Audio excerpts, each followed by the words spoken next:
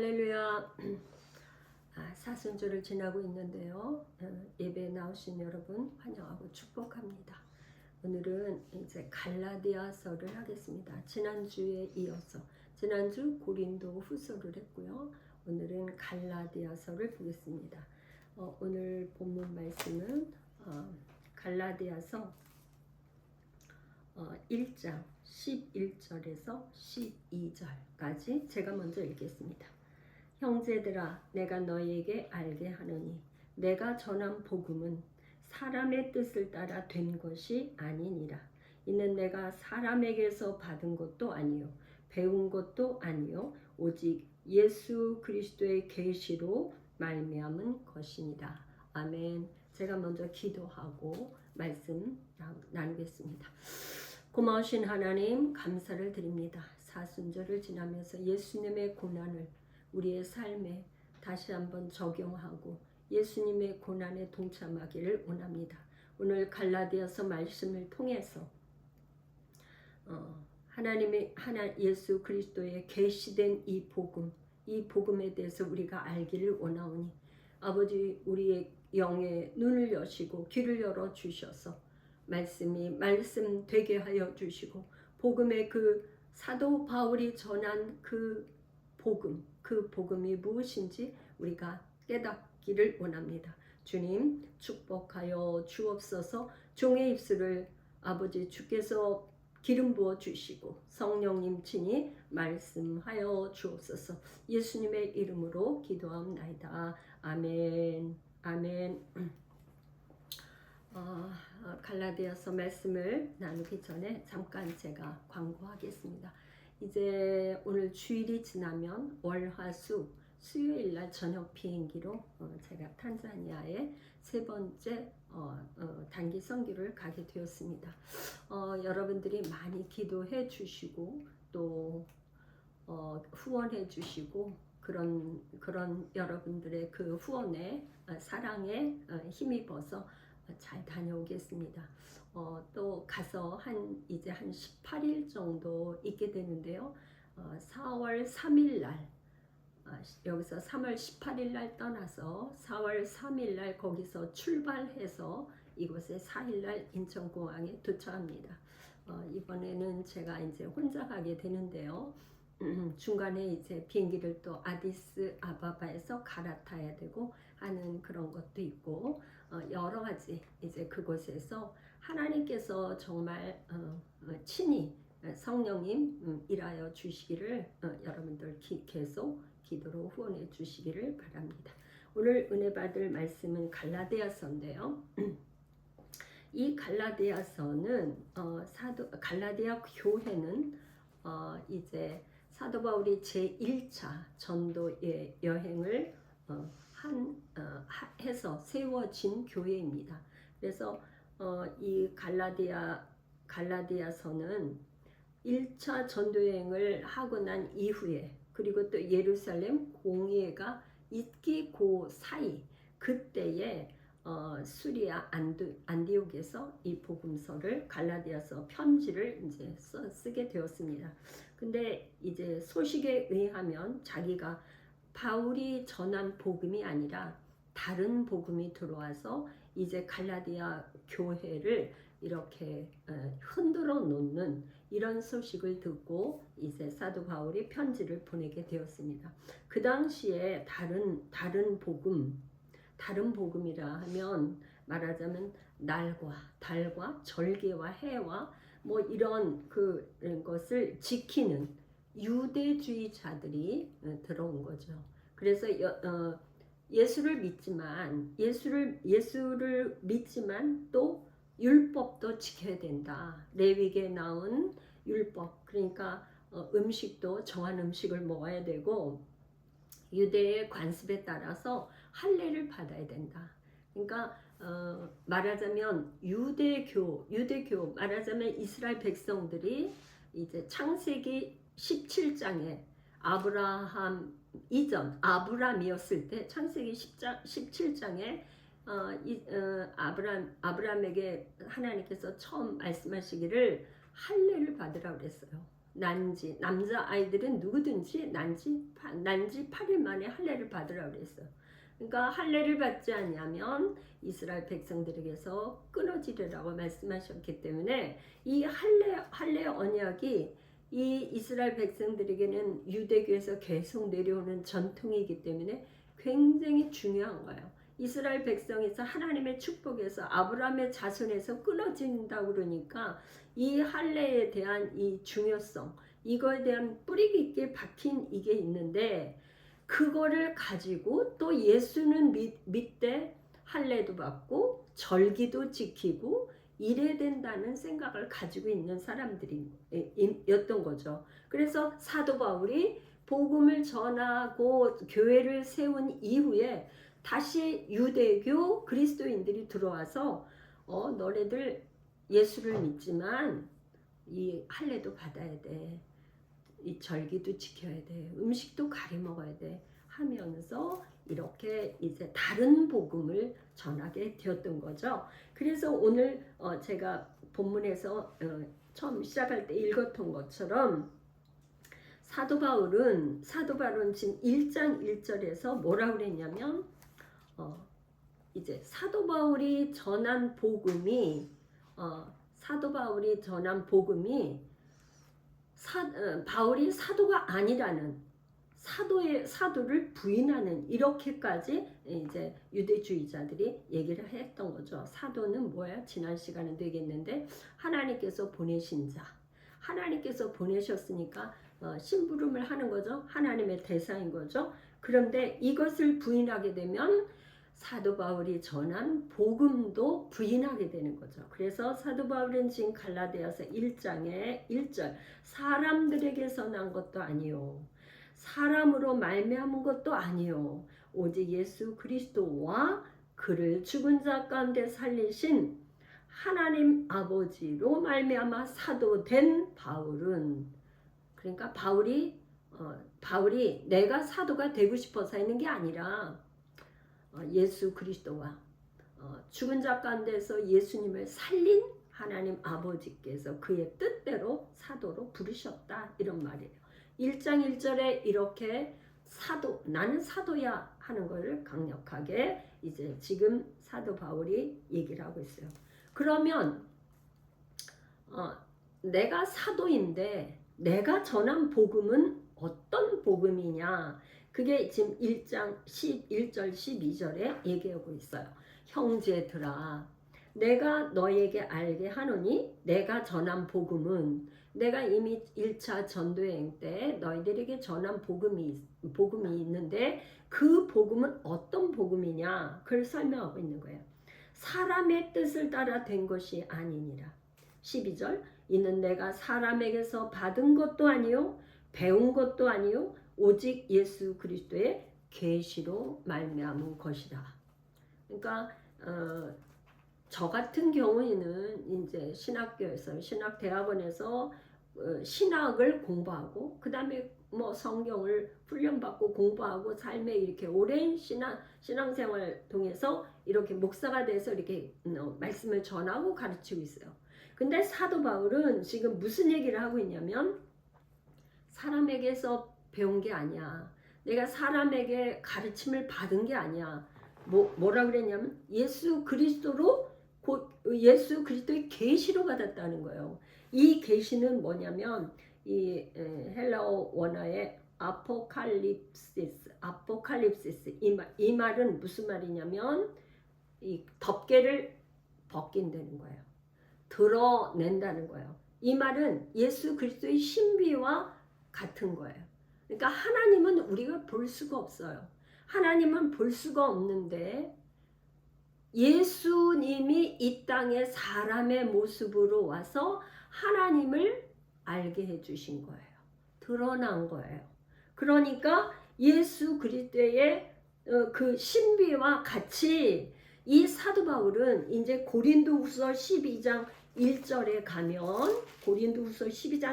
가면 뭐라 그랬냐면 무익하나마 내가 부득불 자랑하노니 이 다른 사람들 유대주의자들이 막 자기 자랑을 하니까 내가 부득불 자랑을 하는데 주의 환상과 계시를 말하리라.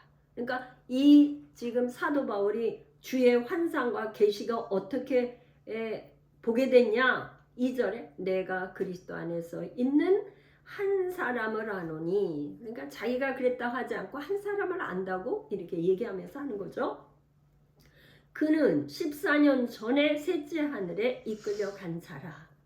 그가 몸 안에 있었는지 몸 밖에 있었는지 나는 모르거니와 하나님이 아시니라. 그러니까 이 사도 바울이 이 지금 3층천에 올라가서 하나님의 그 계시 환상 가운데 3층천을 보게 된 거죠. 거기서 이제 말하자면 그 예수님이 누구신지를 실제 보고 목격하고 가르침을 받고 배웠다는 이런 거.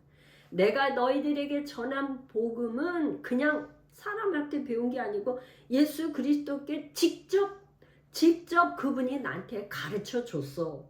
이런 얘기를 지금 하고 있는 거죠. 그래서 이제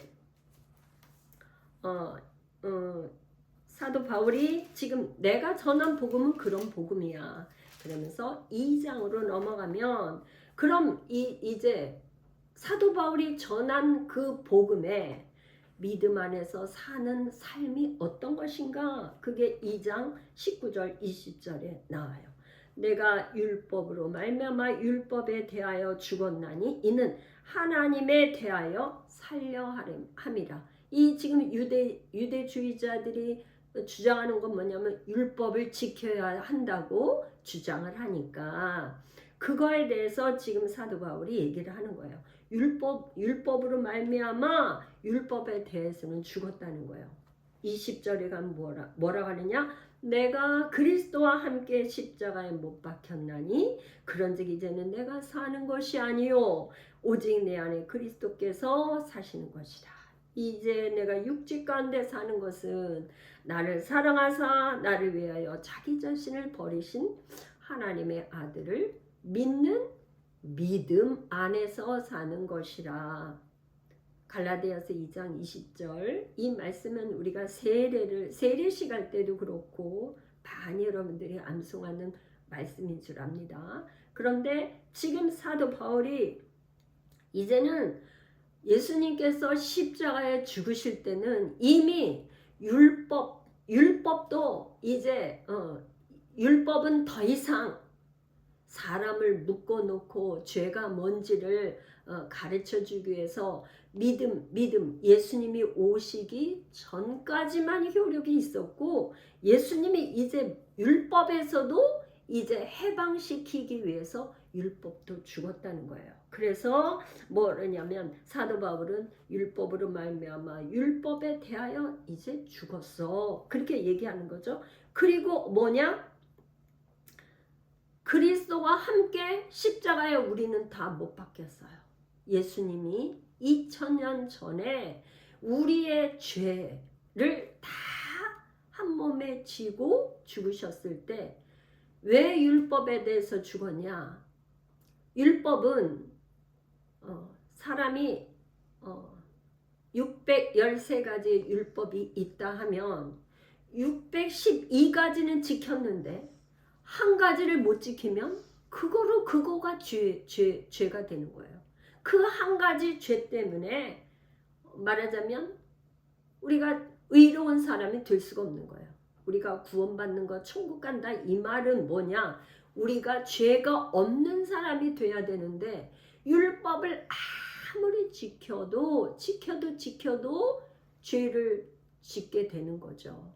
그래서 우리가 구약 시대에는 죄를 지면 속죄죄를 드리고 속건죄를 드리고 번제를 드리고 5대 제사, 이 제사를 지내니까 우리가 지금으로 말하면 우리는 수없이 죄를 짓지 않습니까? 그러면 계속 그 죄 때문에 속죄 제사를 드려야 되는 거예요. 그러니까 이 아무리 제사를 드려도 우리의 죄성 때문에 선악과를 따먹은 우리 아담의 후손은 죄에서 어찌할 수가 없는 거예요. 그래서 우리 예수님께서 사람의 형상으로 이 땅에 오셔서 너희들이 이제 더 이상 율법의 종이 아니고 내가 그 율법을 완성시키기 위해서 단번에 십자가에서 죽으심으로 죄값을 치러 주신 거죠. 그래서 그 예수를 믿음으로 말미암아 믿는 믿음 안에서 산다는 것입니다. 이제 2장에서는 19절 20절. 그래서 그러면 이제 3장에 가서는 이제 사람들에게 갈라디아 사람들에게 이제 사도 바울이 호소를 하고 있어요. 이제 설명을 합니다. 이제 할례가 무엇인지를 얘기를 하고 있어요. 3장 2절에 가니까 내가 너에게 다만 이것을 알려 하노니 너희가 성령을 받은 것이 율법의 행위로냐 혹은 듣고 믿음이냐. 이제 사도 바울이 질문을 하는 거예요. 갈라디아 사람들에게 질문을 해보는 거예요. 그러니까 말하자면 강조하는 거죠. 의문 강조법. 그러니까 너희들이 성령 받았을 때 율법을 지켜서 성령 받았어? 아니면 말씀을 듣고 성령 받았어? 너희들 한번 대답해봐. 그 얘기를 하는 거예요. 그런데 사실 율법을 지켜도 성령 받았다는 근거가 없어요. 그런데 뭐냐? 이제 성령은 언제 받냐? 마가다락방에 오순절날 성령을 받았어요. 그리고 사도행전 10장에 가면 고넬료 사건이 나오는데 고넬료는 로마 백부장 이제 이방인이죠. 로마. 그런데 이 고넬료가 그 자기 친척들을 가족들을 다 모아놓고 베드로를 초청했는데 베드로로부터 하나님의 말씀을 들을 때 그곳에 성령이 임한 거예요. 그러니까 베드로가 하나님은 우리의 외모를 보지 않고 외모는 뭐예요? 할례를 받았느냐 안 받았느냐 그걸 보지 않고 하나님은 누구에게나 정말 할례자냐 멀례자냐 남자냐 여자냐 종이냐 뭐냐 이런 걸 가리지 않고 말씀을 들을 때 성령이 임하셨다는 거예요. 그러니까 그거를 질문하고 있는 거죠. 너희들이 성령 받은 게 율법의 행위야? 아니면 말씀을 듣고 받은 거야? 그러면서 이제 사도 바울이 질문을 하는 거예요. 그러니까 3절에 또 가니까 너희가 이같이 너희가 3절 뭐라 그러냐?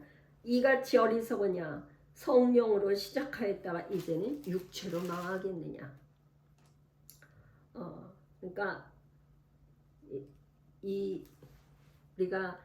우리가 율법을 지키는데 다 지켜야 되는데 그렇게 지킬 수가 없지 않습니까? 그 얘기를 하고 있는 거죠.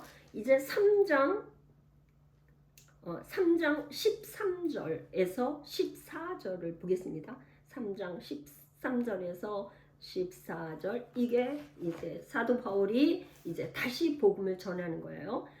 3장 13절 14절 제가 읽겠습니다. 그리스도께서 우리를 위하여 저주를 받은 바 되사 율법의 저주에서 우리를 속량하셨으니 기록된 바 나무에 달린 자마다 저주 아래 있는 자라 하였습니다. 14절 이는 그리스도 예수 안에서 아브라함의 복이 이방인에게 미치게 하고 또 우리로 하여금 믿음으로 말미암아 성령의 약속을 받게 하려 함이라.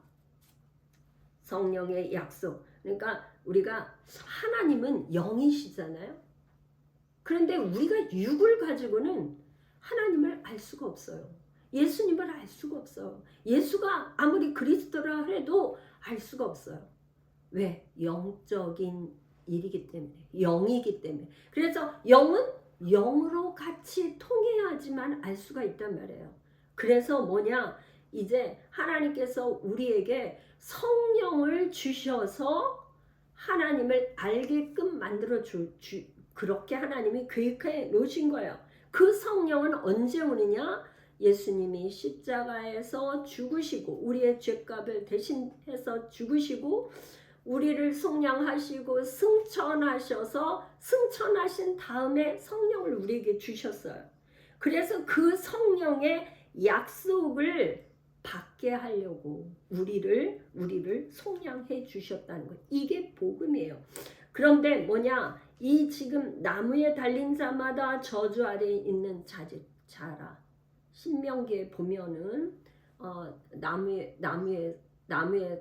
달린 사람들은 저주를 받은 사람이기 때문에 그 바로 해가 지기 전에 무덤에 장사를 지내야 됐어요.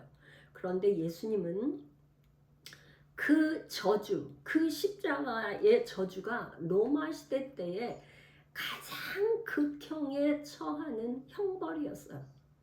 그런데 그 형벌을 우리 예수님이 직접 받으신 거죠. 그래서 더 이상 예수 믿는 사람은 그런 저주 아래 있지 않게 하려고 우리를 속량, 종에서 죄에서 건져 주셨다는 거예요. 로마 시대 때는 그 전쟁을 치르고 난 이후에 거기에서 잡아온 사람들은 다 노예였어요. 그러니까 로마의 시민들은 시민들이 있지만은 종이 노예들이 더 많았던 거예요. 그러니까 그런 시대 때를 배경으로 쓴 글이에요, 이게요. 그 시대에 AD 지금 48, 49년도에 썼으니까요. 그러면 그 노예는 평생의 노예로 살아야 돼요. 그런데 어느 날 누군가 와서 그 노예를 값을 주고 사요. 그러면 값을 주고 산 그 노예는 이 주인의 종이 되는 거예요. 노예 시장에서. 근데 예수님이 어느 날 우리에게 오셔서 우리를 죄값을 치러주시고 우리를 대신 속량, 죄에서 자유케 하셨다, 이런 거죠. 이게 복음이야. 이거를 다시 갈라디아 사람들에게 얘기를 하고 있는데, 왜냐면 죄에서 속량 받아야. 그래서 왜 그렇게 했냐? 성령의 약속을 받게 하려고.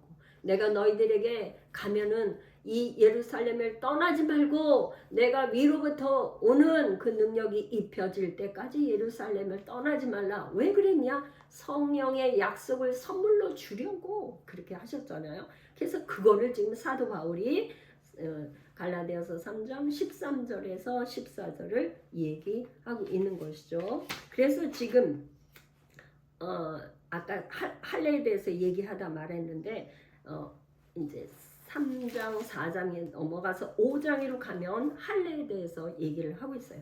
할례는 뭐냐? 창세기 17장에서 아브라함에게 얘기한 거죠. 그런데 이 할례는 뭐냐? 율법을 행하는 것은 예수 그리스도가 오기 전까지. 할례는 복음의 본질이 아닌 거죠. 그래서 그리스도 예수 안에서 할례는 아무런 어떤 효력이 있는 게 아니에요. 유익한 것도 아니에요. 그래서 이 할례는 더 이상 지킬 필요가 없다는 것을 얘기하고 있습니다. 그래서 5장 1절에 뭐라 그러냐면 그리스도께서, 이 갈라디아서의 복음의 핵심 구절이라고 할 수 있는 건 5장 1절, 그리스도께서 우리를 자유롭게 하려고 자유를 주셨으니 그러므로 굳건하게 서서 다시는 종의 멍에를 매지 말라. 종의 멍에 어떤 거냐? 율법의 멍에에서 자유케 되라. 너희들은 자유자야. 더 이상 종이 아니야. 종은 뭐야? 시키는 대로 하는 거잖아요. 주인이 시키는 대로. 그런데 뭐야? 자유가 된다는 거는 이제 더 이상 시키는 일을 하는 게 아니고 아들이 돼서 아들의 신분이 종에서 아들의 신분으로 바뀌면 뭐냐? 아버지의 마음을 알기 때문에 그냥 자유로 좋아서 하는 거죠. 아버지의 마음을 알기 때문에 날 구원하신 그 아버지의 사랑이 너무나 크니까 그냥 그분을 사랑하게 되고 존경하게 되고 따르게 되고 순종하게 되는 거죠. 그러니까 너희들은 더 이상 종이 아니다. 자유하라는 거예요. 그 율법에서 자유하라고 말씀하고 있습니다. 할례는 더 이상 아무런 유익이 없다. 그리고 오직 사랑으로서 역사는 믿음뿐이다. 이거를 얘기하고 있습니다. 5장 6절에는 그리스도 예수 안에서 할례나 무할례나 효력이 없으되 사랑으로 역사하시는 믿음뿐이니라. 사랑은 예수, 하나님은 사랑이시잖아요. 그 하나님이 역사하시려면 우리가 믿어야 되잖아. 믿음뿐이다는 걸 얘기하고 있어요. 그래서 6절 13절 형제들아 너희가 자유를 위하여 부르심을 입었으나 그러나 그 자유로 육체의 기회를 삼지 말고 오직 사랑으로 서로 종노릇하라. 사랑으로 서로 종노릇하라고 말씀하고 있습니다. 14절 온 율법은 내 이웃 사랑하기를 내 자신같이 하라 하신 말씀에서 이루어졌느니라. 10계명이 있는데 10계명 10가지 계명에서 4계명은 하나님께, 그 다음에 그 이후에 6가지 계명은 사람들과 이웃에게 하는 말이죠. 말하자면 우리가 하나님을 사랑하고 이웃을 사랑한다. 이웃 사랑한다 하면 어떻게 도둑질할 수 있겠어요? 사랑하는 이웃을 사랑하는데 도둑질을 해서 뺏을 수 있겠어요? 이웃을 사랑하는데 간음할 수 있겠어요? 간음하면 그 가정을 완전히 파괴시키는 건데 간음할 수 없죠. 사랑한다는 거는 모든 율법, 그러니까 율법의 완성이 사랑이에요. 하나님을 사랑하고 내 이웃을 사랑하라 하는 이 사랑의 계명으로 완성이 됐다는 거죠. 그러니까 하나님을 사랑하면 이웃도 사랑하게 되고, 이제 더 이상 율법을 종처럼 지키는 게 아니라 하나님을 사랑하다 보니까 그렇게 되는 거죠. 이웃에게도 사랑하게 되고 그렇게 된다는 걸 말씀하고 있습니다. 5장 24절로 가겠습니다. 이제 5장에서 19절부터 21절까지는 육체일이 나오고 22, 23은 사랑의 열매에 대해서 나오고 있어요. 그러니까 육체일을 행하는 사람은 하나님 나라를 유업으로 얻을 수가 없죠. 여기 뭐 음행과 더러운 것, 술 취하고 성숭배하고 뭐 분쟁, 시기, 분냄, 당짓고 이렇게 하는 이 모든 육체의 일을 하는 사람은 하나님 나라를 유업으로 받을 수 없어요. 우리가 부모도 자식이 정말 폐륜아가 돼가지고 그런 자식한테 부모의 재산을 상속해 줄 수 있겠어요? 상속을 한다는 거는 가장 내가 부모로서 가장 믿을 만한 자녀에게 상속권을 주는 거 아니겠어요? 상속권. 하나님은 말할 필요가 없죠. 하나님 나라를 유업으로 받는데 어떻게 뭐 술 취하고 방탕한 사람들에게 하나님 나라를 이렇게 상속 기업으로 줄 수 있겠어요? 안 되죠. 그거에 반대해서 성령의 열매는 사랑과 희락과 평과 오래 참과 자비와 양성과 충성과 온유와 절제, 이 9가지 열매를 맺는다. 24절은 그러므로 그리스도 예수의 사람들은 육체와 함께 정욕과 탐심을 십자가에 못 박았느니라. 우리의 이 육체의 일, 이런 모든 일은 우리 속에 탐심이 있기 때문에 그런 거죠. 정욕이 있어서 그런 거죠. 세상 안목과 눈에 보이는 이 안목과 이런 정욕, 탐심, 욕심 때문에 벌어지는 건데, 예수 그리스도의 사람들은 예수님이 십자가에 죽으실 때 우리가 우리의 이 속에 있는 정욕과 탐심 이런 것도 다 십자가에 못 박혔다는 거죠. 그래서 우리가 하나님의 나라에 갈 때는 가장 믿음이 좋아져서 정말 이런 이제 죽을 사형 선고 받아서 죽는데 뭐 지금 아파트 몇 평짜리 재산 뭐 10억 100억 이게 무슨 소용이 있겠어요.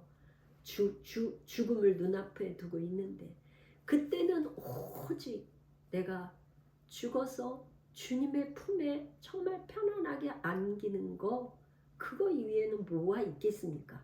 그러니까 가장 이런 탐심과 정욕과 이런 게 다 죽고 가장 편안한 상태, 평강이 임한 상태, 믿음이 충만할 때 그때 하늘나라 가는 거죠. 그렇게 되고 하늘나라 가는 거죠. 6장에 가면은 6장에 가면 6절에서 10절까지가 실천 적용이 나와요. 그러니까 이제 갈라디아 사람들에게 어떻게 복음으로 살아야 될지, 복음이 무엇인지 이제 얘기해 줬어요. 복음이 뭐냐? 탐심과 이런 거 예수님과 함께 십자가에 못 박혀서 다 못 갔겠네. 탐심도 없고 정욕도 없어. 그러면 어떻게 사는 것인가?